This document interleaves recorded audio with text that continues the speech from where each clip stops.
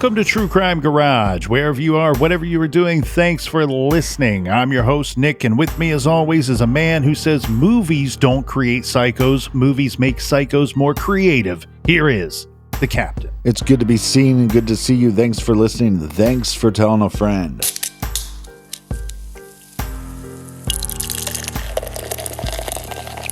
Today we are still sipping on this Imperial Milk Stout from Angry Chair Brewing and Prairie Artisan Ales. This is called Adjunct Trail. This is a wonderful stout beer with notes of hazelnut coffee and coconut. Garage grade 4.25 bottle caps out of 5. Thank you to everybody who has contributed to the beer fund. As you heard a few weeks ago, the Captain was announcing that the beer fund doesn't just fill up the fridge here in the garage. It also goes to helping out some very good causes like the Porch Light Project and the National Center for Missing and Exploited Children. If you want to help out the show and get something in return, make sure you go to truecrimegarage.com and check out the store page. It is hoodie season. There is a lot of great swag for you to check out on the store page. Yeah, BWERRUN, Beer Run. If you're not subscribed, make sure you subscribe to the podcast. Make sure that you tell a friend. Make sure you tap them on the shoulder. You go tappy, tappy, tappy. Hey, listen to True Crime Garage. It's awesome. You'll love it. And maybe tell them your favorite episode to start with. And Colonel, that is enough of the business. All right, everybody gather around, grab a chair, grab a beer. Let's talk some true crime.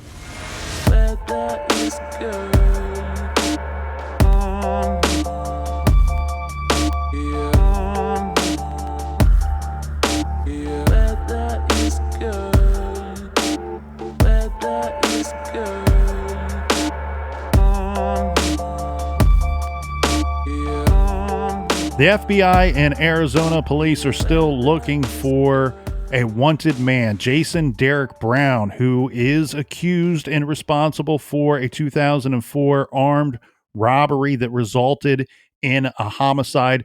This guy has been on the run for 18 years now. And as we discussed yesterday, Captain, we brought up the fact that we covered the FBI's 10 most wanted fugitives list back in 2017. And I pointed out that the list has changed considerably since then. There's only one individual still on the list that I believe was on the list when we discussed it 5 years ago.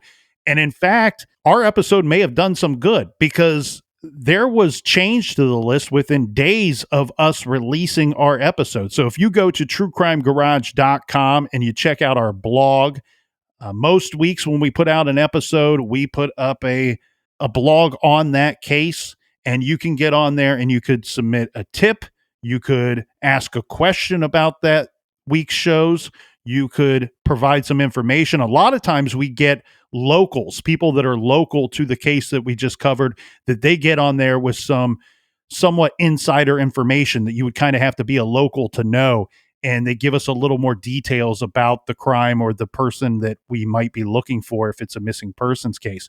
But if you go to our blog and you check back from 2017 on the most wanted episodes, you'll see that we had some good people get on there and comment. And one of the individuals was a Kylie from New Jersey who posted that just 3 days after we released our episodes, Walter Yvonne Gomez was apprehended. He was somebody that was on the list. New Jersey gang member Walter Yvonne Gomez, wanted in connection with a brutal murder, was arrested without incident August 11th, 2017. They found him in Woodbridge, Virginia.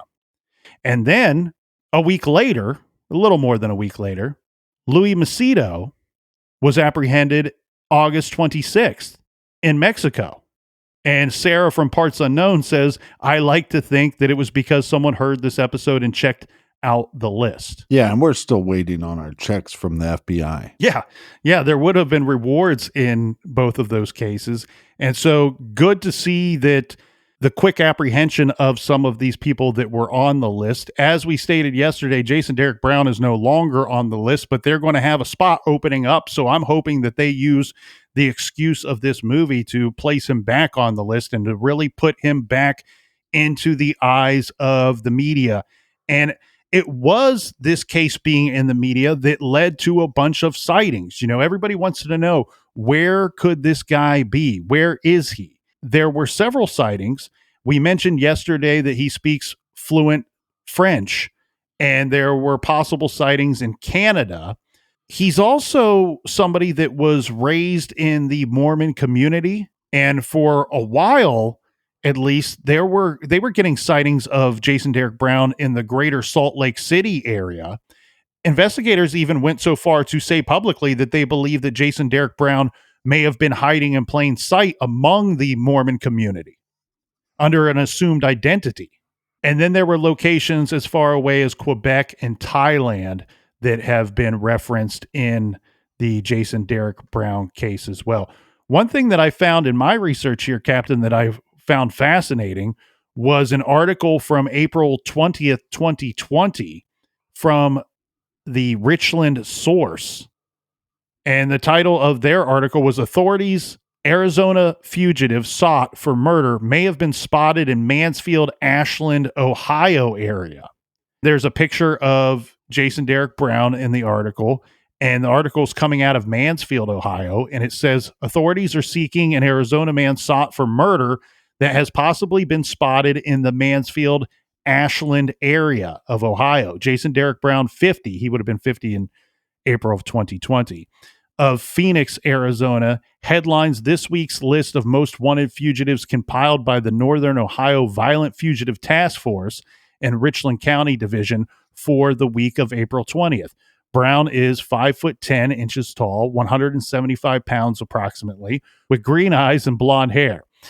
He is wanted for murder and armed robbery in Phoenix. Authorities did not say where or when he may have been spotted in this Richland County area of Ohio, but urged citizens to not engage with him, but call for help immediately. Well, and based off his age, I mean, at this point, his hair might not be blonde; it might be gray, and you would think that the stress of running from law enforcement for the last 14 years would maybe add to those gray hairs.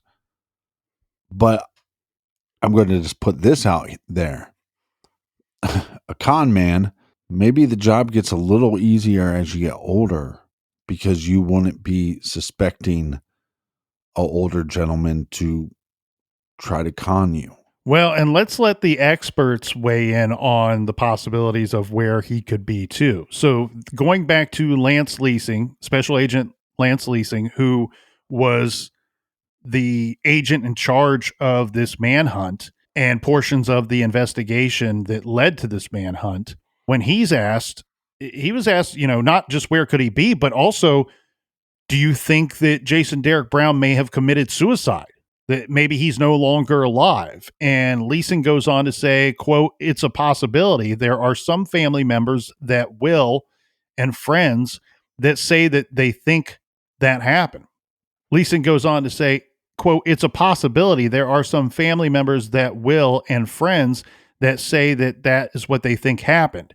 He goes on to say, "I don't know why. He fled for a while. He planned the flight." The agent says that he believes Jason Derrick Brown was ready for this, that he could run at a moment's notice, which is what he did, obviously. And so he said that based off of that information, that he does not believe that suicide would be something that Jason would do. And he says, "I'm not a psychologist," but he doesn't want to get into the minds of all of that stuff too much. But he says, if you think of yourself that much, that highly of yourself, is what he's saying, suicide is probably not at the top of the list of things that he's going to do. Well, we know what he got from the robbery, but we also don't know what other robberies he might have been involved in. So we don't really know how much, like they said, FBI, the FBI believes that this individual could have ran at any time and maybe was planning for that. How long was he planning that for? And how much money did he have stashed back to do so? And did he have other resources that he already had set up? Did he set up other accounts? Did he already come up with an alias? Did he already establish an identity, alternative identity? He was a con man for so long. And I don't believe that Jason was a dumb individual. I believe he did have a brain in him. Well, a big enough brain that he was able to con people out of money Right. and continually steal from people and commit fraud over and over again.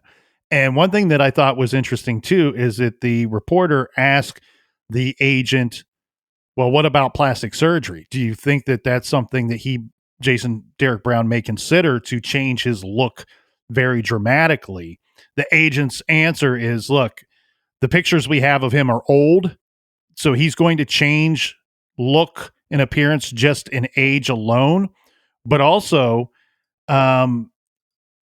that plastic surgery was something that Jason Derek Brown may have discussed with family at some point, and that would, of course, potentially change his look dramatically. Right. And that, yes, Jason would have every reason to want to continue to hide from the FBI and hide from the authorities. So he, of course, does not want to look anything like the pictures out there, the pictures of him that are out there. Another thing that's very fascinating to me is, like I was saying before, this guy gets his validation from outside sources, but he did live a pretty normal life up until some point when there was a switch that was flipped. And so could an individual go back to that? Again, you see a guy just working a regular job, driving a pickup truck, changed his hair color, maybe changed his nose, and you go, it doesn't look like the same guy. It doesn't act like the same guy.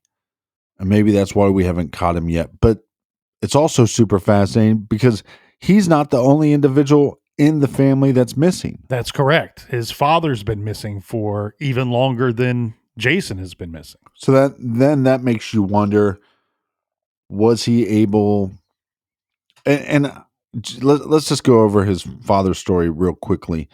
It seems like his father was a little bit of a con man, got into some gambling and things of that nature. Maybe even some gang activity. Right. And so some people go, well, he's not alive anymore. He was taken out by people. And then other people say, well, he's on the run from those people, not law enforcement, but maybe gangs or organized crime. So is it possible that he had some contact with his father and they're on the run together? Yeah, it's really interesting because his sister, of course, is portrayed in the movie American Murder and plays a large role in this overall story, this true crime story.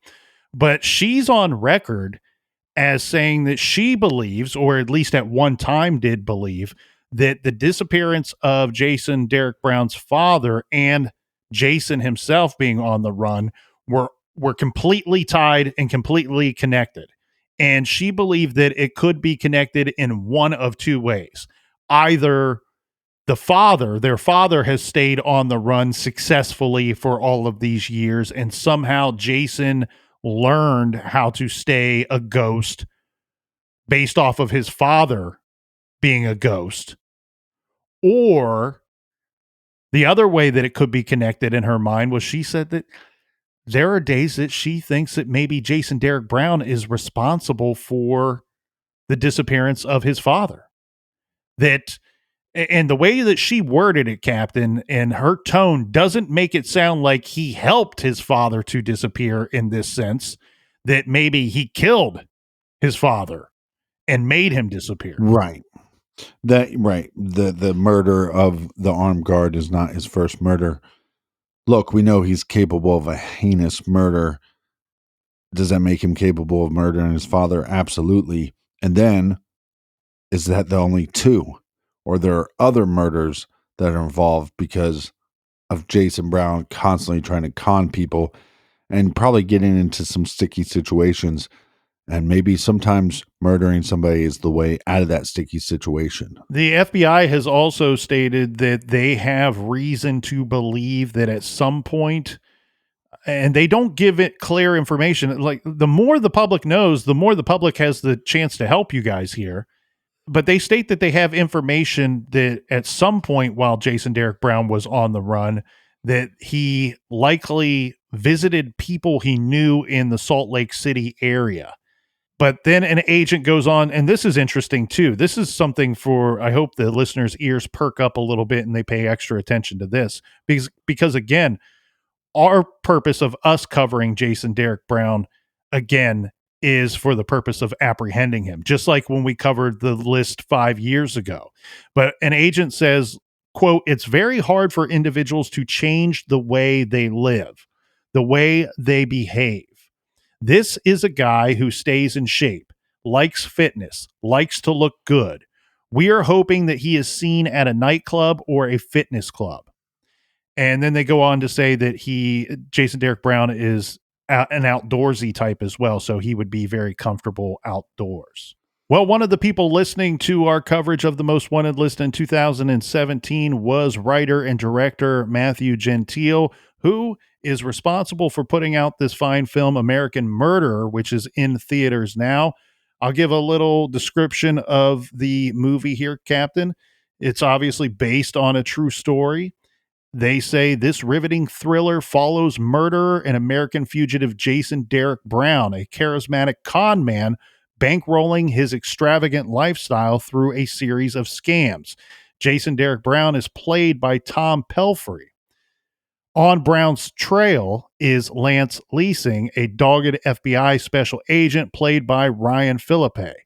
Lance Leasing is determined to put Brown behind bars. When Brown's funds run low and his past catches up with him, he plots his most elaborate scheme yet, pitting himself against the special agent in a deadly game of cat and mouse and becoming the most unlikely and elusive fugitive on the FBI's most wanted list. We'll get to that interview with Matthew right after this quick beer break.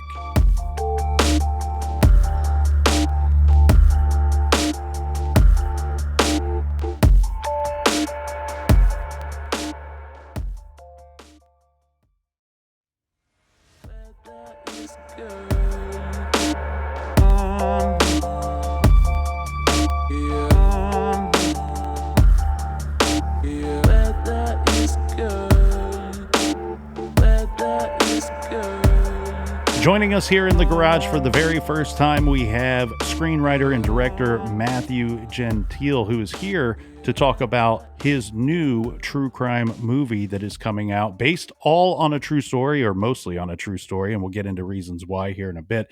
Matthew, introduce yourself to the audience. Tell us a little bit who you are and tell us about this wonderful film that's coming out. Hi, Nick. Hi, Captain. Thank you so much for having me. As you said, my name is Matthew Gentile. I'm a filmmaker.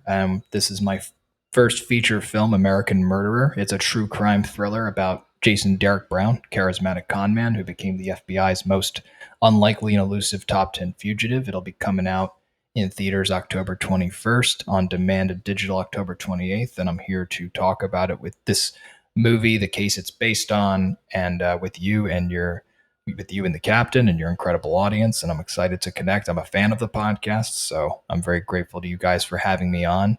This will be my first true crime podcast as we're recording it, so I'm excited to chat with you. Well, welcome in. And we covered a little bit of the Jason Derek Brown story years ago when we explored the FBI's top 10 most wanted fugitive list with our listeners. And at the time, Jason Derek Brown was one of the criminals that was on that list. The FBI was seeking this individual, and this is very much an FBI case as well as a local case for the local police there in the greater Phoenix, Arizona area. Now, this is still a bit of an unsolved case because Jason Derek Brown, while he has been removed from the top 10, he is still a wanted fugitive. The FBI and authorities are still looking for him because he is wanted for murder and other crimes.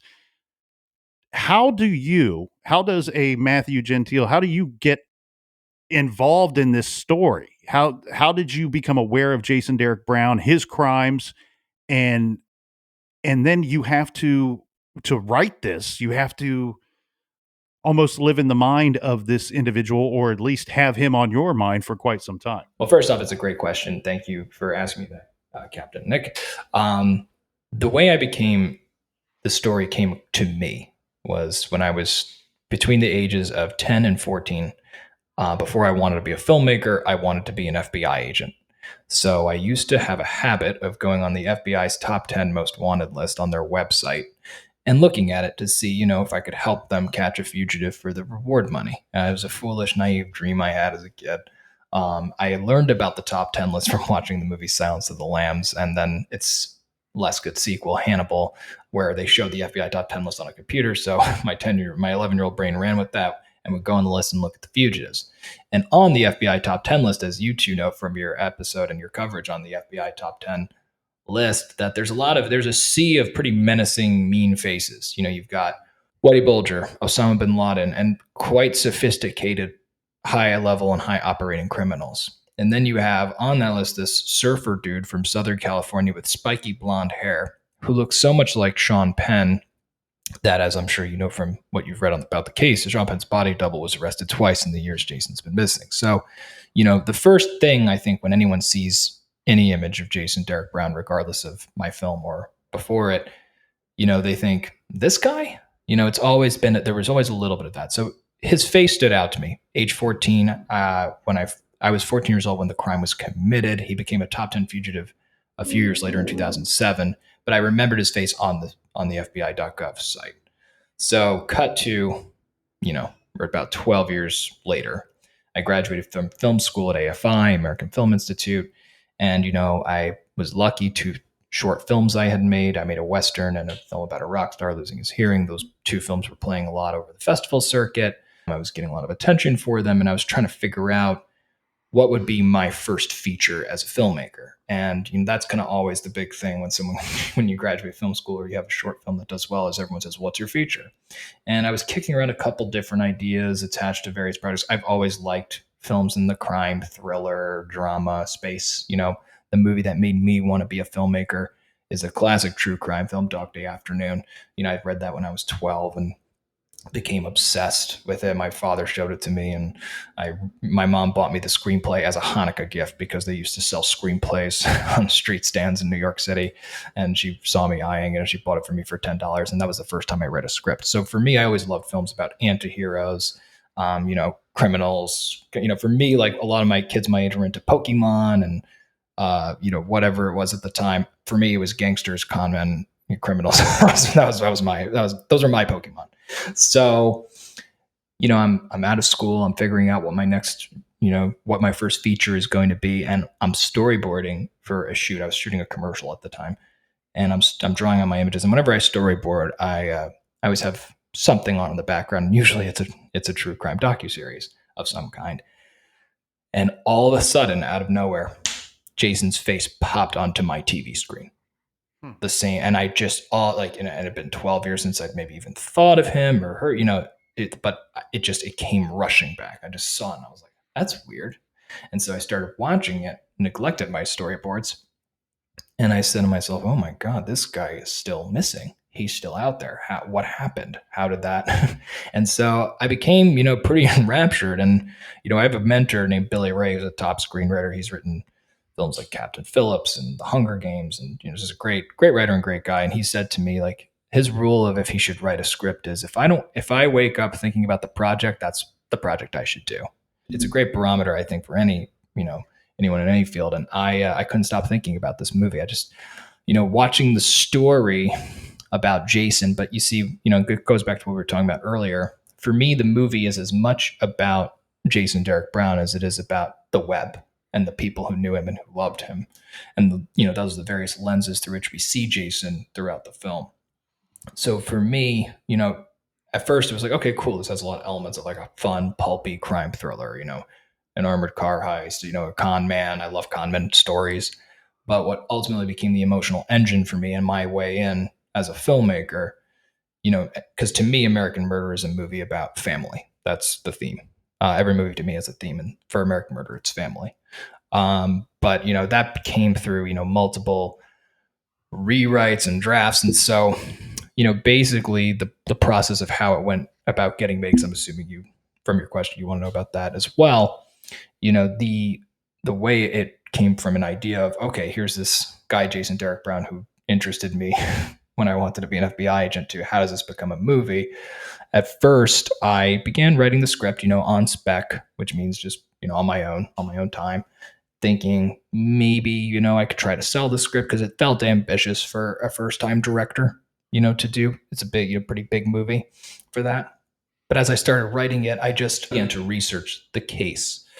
I did begin interviewing some people. I'm not going to name exactly who because I don't want to out them, but I did interview people who knew Jason and were associated or associates of associates. And I began to gather a lot of intel and information, in addition to reading everything I could get my hands on that was out there, which on this case, there is a lot of stuff.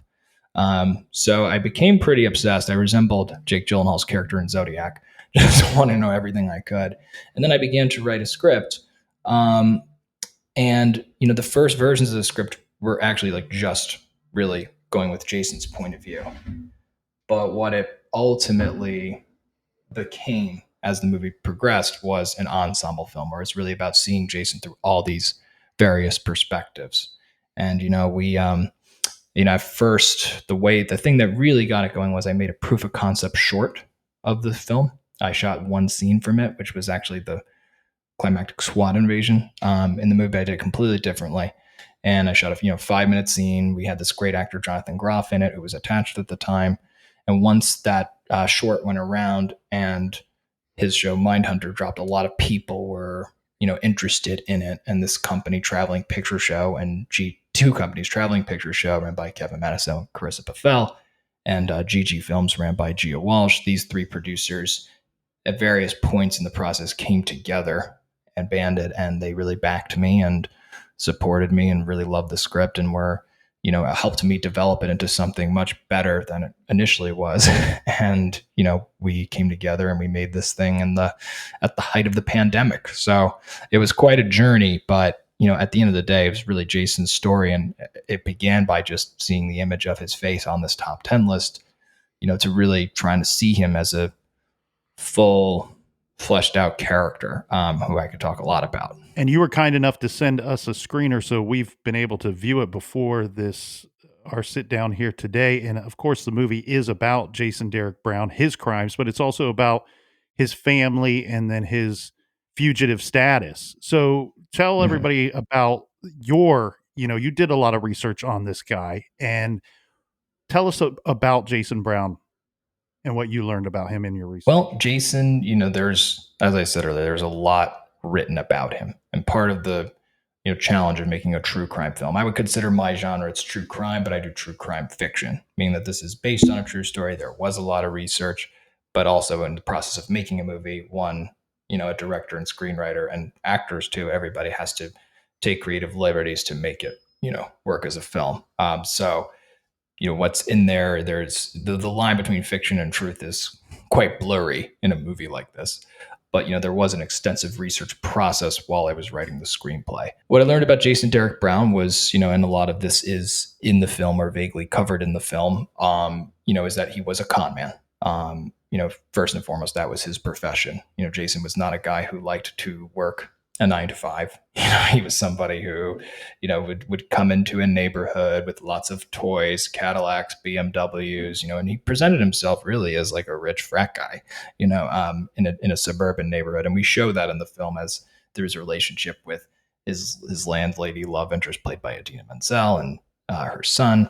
So he's somebody who had that larger than life personality, would buy you a drink at the bar, would take you out. It just was a lot of fun to be around, that kind of charismatic guy. His crimes were pretty petty for the most part, bank fraud, things of that nature, but he was always basically traveling around place to place, never staying in one place for too long, so that he could, stay off the trail of creditors and people who were on to him. As his crimes escalated, his petty cons, he started to basically lose the ability to do it. He became desperate in his own mind and decided to rob an armored truck. And that became, what was the central crime that put him on the FBI's top 10 list. So, his upbringing, which there is quite a bit written about, And one of the craziest mysteries of the movie is also about how his father, who was a con man himself, the background of Jason's interesting because he actually came from it looked like on the surface a strict Mormon upbringing. They were a Mormon family, the Browns, but Jason's father was a con man himself and had criminal ties, and his father disappeared off the grid in 1994, 10 years before Jason did. So there's a bit of an odd mystery around that. In terms of the research process, there was a lot written about these characters, which was my main source of information was from. There were a lot of documentaries made about them. There were a lot of articles. There was even a book at one point. So there are a couple books. So there was a lot of information out there, which, I read and used. And like I said, I did interview people. There's a couple of characters in the film who are what we call composite characters, meaning they're based on one or two folks, some of whom were interviewed to give me as much information about Jason as possible. But then I ultimately take all that information, of which there is a lot. And there's some amazing true things that happen that unfortunately can't make the movie. I find doing research extremely important. One key part of my research process can talk in depth about was I was very lucky to work with a detective named Adam Richardson, who actually runs a podcast called the Writers Detectives Bureau. He consults a lot of screenwriters and directors in Hollywood. And he actually, I'm sure you guys are aware of the Jesse James Hollywood case. Mm-hmm. Yes. He actually was the detective who worked that case. And I believe he arrested Jesse James Hollywood, if not, had a key role in getting him back here. So he worked the case of Jesse James Hollywood, and he worked very closely with me and gave me a lot of incredible and valuable insight into the police procedural process. Because, we were not able to consult with the FBI on the film because the FBI, it is an open case still. Even though Jason was taken off the top 10 list, the case is still open. Jason technically still is reported missing. So, the FBI can't cooperate with filmmakers or authors on a case, on an open investigation. But, we were able to use the FBI in the film and all of that. But yeah, this detective, Adam Richardson, was phenomenal. He really helped me, make sure our process was interesting. He read a couple drafts of the screenplay, and after I consulted with him, I definitely made some things better and more accurate. But while I was even on set shooting, when we were staging the crime scene and all those elements, I was showing Adam, I was FaceTiming him from the set.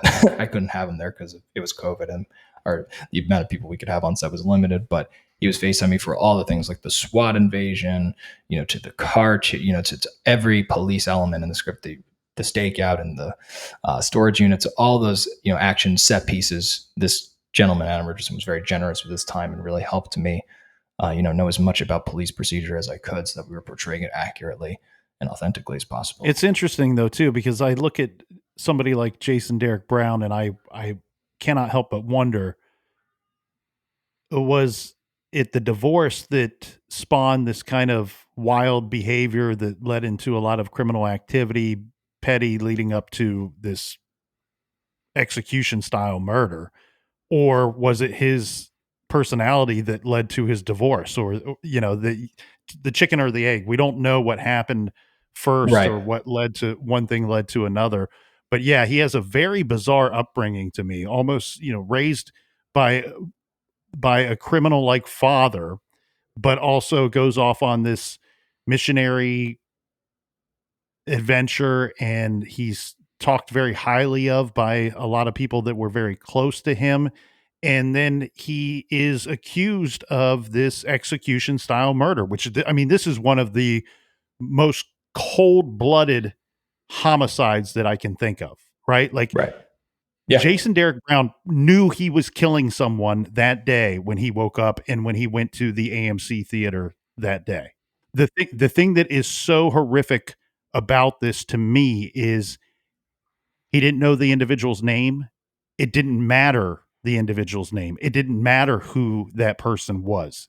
He was going to rob that armored car that day, and he was going to flee. And whoever happened to be holding the bag was going to be catching bullets from Jason Derek Brown.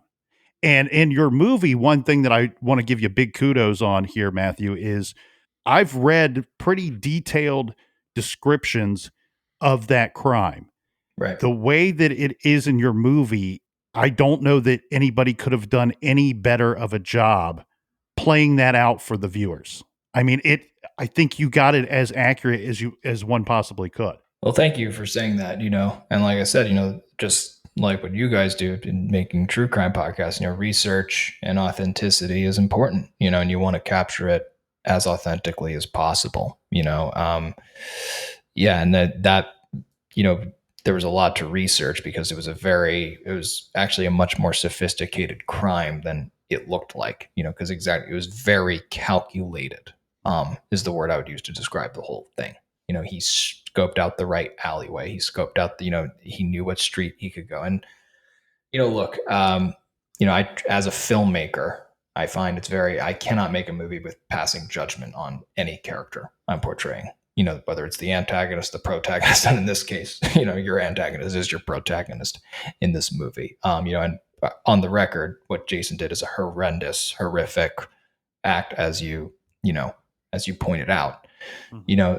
For me, the power of film and cinema is that you can look at characters like Jason Derek Brown and put them under a light. So, you can shine a light on a dark soul and ultimately try to, without being sentimental, move the audience to understand who this person was. I'm not saying and I'm not saying feel sympathy for, but help them see him for who he was and what he meant to be. Because you're right, this man did a really horrifying, monstrous act. He was also loved by many people.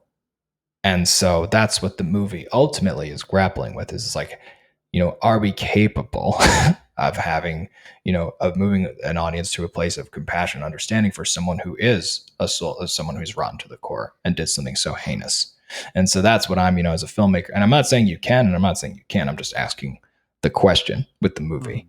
So, that's the ultimate central question of like, why, when people ask me in interviews, why did you want to make this film? What made you want to tell this story? And that was it for me, was, can you take someone like Jason and move it on? And we grew up in the era, at least my generation did, of, the TV shows Breaking Bad and The Sopranos, and you watch Tony Soprano and he's a monster. He's a sociopath, but you kind of can't help but love him a little. And so, or same with, Walter White in Breaking Bad. So I think, film and TV is becoming more and more sophisticated in this way, especially with all the shows that are out there and the books and the true crime boom that we live in right now, thankfully. In this true crime boom, it's asking the questions of why did someone do this? And I think, there's a lot to unpack with this character. I don't know if that answered your question. I think somebody like a Jason Brown lands on this top 10 list from the FBI for a multitude of reasons, but I personally believe that it's probably because the trail for the FBI on Brown went completely cold, because he's not placed on that list until 3 years after the crime. Part of it, I think, is the crime itself. Mm-hmm. When you really try to dissect the elements of that crime and the crime that he committed, robbing an armored car is not common. That's not a common crime at all. Bank robbery is far more common than robbing an armored car. Now, you rob an armored car, and what you see typically in those types of crimes, they are much more violent than a bank heist. Bank heist, the majority of them, it's some guy passing a note to the teller. That's the way that the majority of them work. Most of these armored car robberies involve a high level of violence, and in this case, murder. And Jason Brown ambushed this gentleman. This guy was a guy just like the three of us who woke up this morning, went off to their work, went off to their job. We want to do a good job. We want to knock it out of the park here today. But at the end of the day, our number one goal is to go home to our homes and to our families. And this individual was not able to do so because of the cold, calculated mind of somebody like Jason Brown. I mean, we're talking about Robert Keith Palomares, who was only 24 years old, did not even get a chance to pull his firearm when he's attacked by Brown because Brown ambushes him. Brown manages to get off 6 shots. He's at close enough range. We're not talking about a highly skilled marksman here. We're talking about a guy that ambushed and snuck up on this guy. And the closer he got, the faster he was pulling that trigger. He hits Palomares 5 out of 6 shots hit above the neck on our victim. And that's because Brown knows that he is going to be wearing bulletproof vest, and he's going to go for parts on the would-be victim that cannot be covered, cannot be protected. Unfortunately, this individual didn't stand a chance. He didn't have a chance. There was no fight because he was ambushed by Brown. And then Brown, this is how cold he is. Ice cold. He has to walk up to the body and pull and tug on the money bag to get it to pry it from the fingers of our victim here, to the point that he drops the bag, he drops the gun, and then he picks both of them up before he flees. But I think when you really kind of dissect this crime, and there's a lot of thought put into it, there has to be. It's so calculated. You examine the mind and the personality of the type of criminal that would carry out this type of crime, and you see just how dangerous this person is to the general public as a whole, because he does not think of people the way that you and I think of people. He does not think of life or this earth the way that the rest of us do. He sees this as a grid, as a giant chessboard, and there's a lot of pawns out there. And as far as he's concerned, there's very few kings, knights, and queens, and he's one of the kings in his own mind, and the rest of us are just fodder. We're pawns to be dismissed, to be done away with, so that he can keep going. And that always makes him dangerous. And then on top of that, while he's on the run, that makes him extremely dangerous as well, because we've seen what he will resort to in this situation. And now that he's on the run, who knows what he's capable of. Yeah, it definitely makes Jason Derek Brown a very dangerous individual, and people that think they might know where he's at should be very careful and contact law enforcement immediately. The one thing that the film doesn't dive into too much, but I did want to get your opinion on, because you were busy writing and exploring this man and his crimes and his personal life for such a long period of time. A couple things that he did that were very interesting, I thought, while he was on the run. At first, the police and the FBI, even though they knew who had committed this crime, they didn't come out and publicly announce that, because they thought that the manhunt would change. There would be a giant shift in the manhunt and in Jason's actions and behaviors, based off of the fact that he is under the assumption that nobody knows that he did this. He may know that people are looking for him, or he knows he's on the run, but for a period of time, he doesn't know that they know that he's the one that committed this crime. At some point, they have to publicly announce that, and I think it was about a month or so after the crime was committed, and then a few years later, his name is added to this 10 most wanted list. But well, actually, just a little correction there. So what actually happened was so the murder was committed November 29th, and they figured it out quite fast because of the fingerprint left on the bike. They knew it was Jason, or they knew Jason was at least very much involved, right? On December 6th, I believe, Jason was staying at his sister's house, and the Phoenix police did have a press conference where they released Jason's image taken from the gun store, which became his top 10 fugitive image. And that was put on TV, and somebody, nobody knows who, called or let Jason know that they were looking for him. And that was how he was able to get out before the police and FBI stormed his sister's house. So he was aware that he was wanted. That's part of how he was able to get away. And then he actually drove his car allegedly down to San Diego. They thought he was going to go across the border, and then he's apparently because he swiped his credit card at a gas station near the San Diego Mexico border, and then allegedly, though, did not cross. They had APBs out for him and disappeared into the ether, and they found his car in Portland, Oregon. Now, nobody knows if he actually went to Portland, Oregon, right? He could have not. Right. Yeah, that's another one of the many, many unsolved mysteries.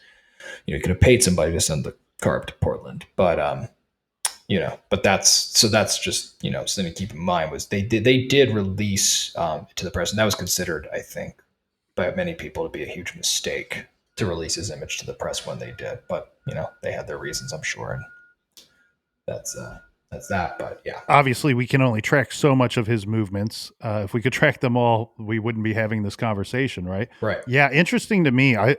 Goes down to San Diego, gives the impression that he might be headed for Mexico, Right. and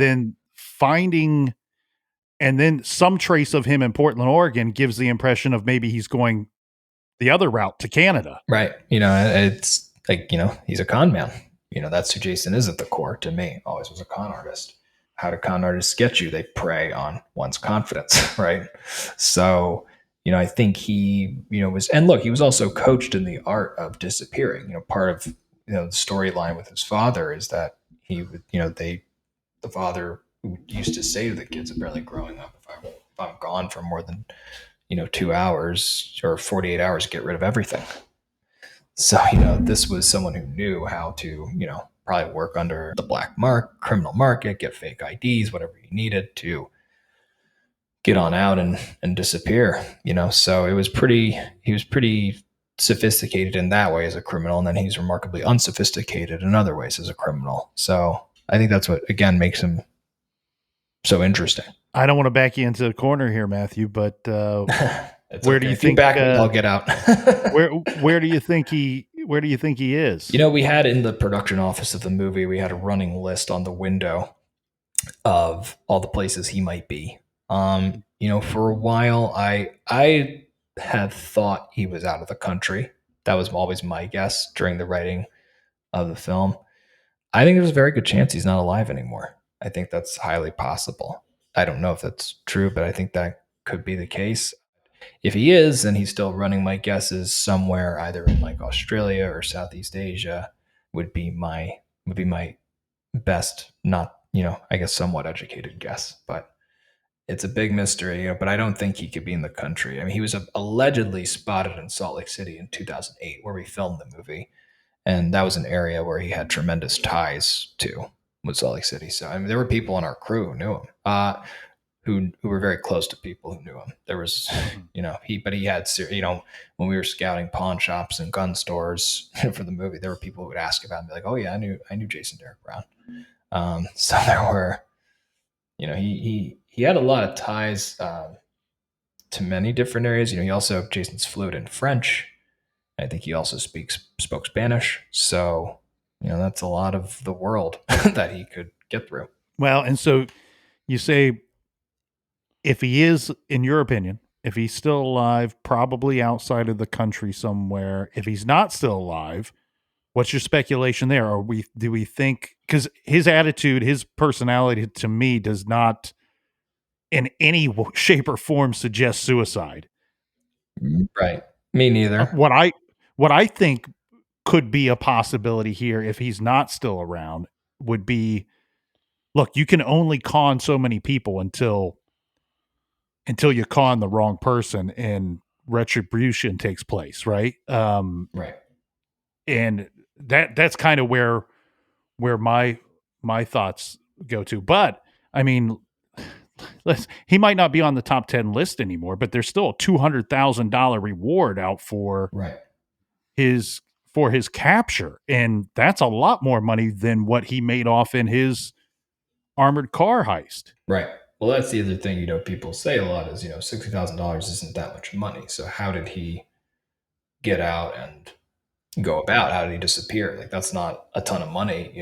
It's not like in Breaking Bad when Walter White has all that money to go disappear, or, Bob Odenkirk, right? Or better, Saul Goodman has all that money to disappear. This is a different scenario. So yeah, there's endless speculation on where he can be. And, to be honest, I don't feel backed into a corner by that question at all. I think it's a totally legit question that I've been asked before, but it's never been something that's been that much on my mind, as a filmmaker. I, felt like for me, the movie ends when he's gone, and that's it. And that's kind of where the story ends. I would be, of course, if someone updated me and told me where he was or what actually happened, I'd definitely be interested to hear. But The film wasn't so much about that to me because, look, even though, and now maybe we'll call this a spoiler section. So for your listeners, if you haven't seen the movie, maybe watch it before you listen to this very small part of the interview. Maybe like for me, the movie is about a loss of humanity in a human as well. This man really eroded his own humanity to get this money. And he, by the end of the film, yes, he does get away with the crime in theory. But what kind of life is that? He can never talk to anyone he knows or loves again. He has to disappear. He has to, he can't go out much, right? He has to kind of stay, so it's like at the end of the day, this man like has disappeared and is as if he is dead. The act of him sending a box of all of his things to his sister, is in a way saying goodbye forever. Jason Derek Brown, as far as you know him, no longer exists, right? He's like erased his own identity pretty much. So, while it is definitely not, it is a tragic ending. And I think it's a tragic film. The film is tragedy at the core in terms of how the storyline plays out. So yes, he does get away, but this is no happy ending, right, for anybody involved. And I think that he disappeared.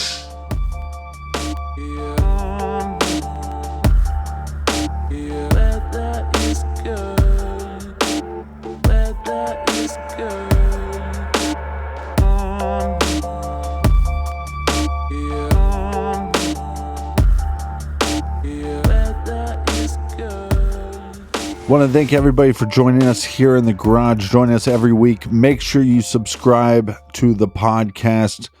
One of the perks of having a true crime podcast is we got to watch the screener of American Murderer, and that's this week's recommendation. Yes, you can find that recommendation and many more on our recommended page on our website, truecrimegarage.com. Go see American Murderer. It's in select theaters now, or if you want to stay home and watch it on the comfort of your own couch, it is available on demand, streaming on demand as well. That's American Murderer. Thank you to Matthew Gentile for joining us this week in the garage. And check us out again next week. Same bat time, same bat channel. Until then, be good, be kind, and don't